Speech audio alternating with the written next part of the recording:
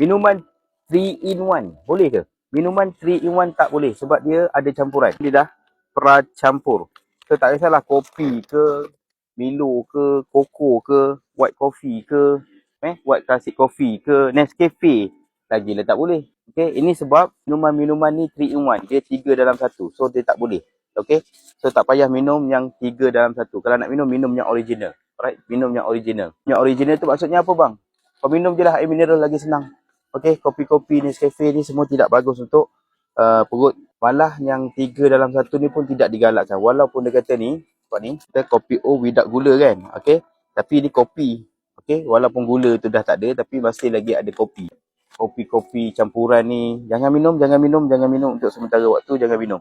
Tambah yang 3 dalam 1 ni, sangat tidak bagus. Sangat tidak bagus sebab dia mengandungi pracampur. Dia ada gula semua siap sekali dah ni. Okay, ni creamer bukan tenusu, sirap glukos minyak. So, elakkan dulu. Alright.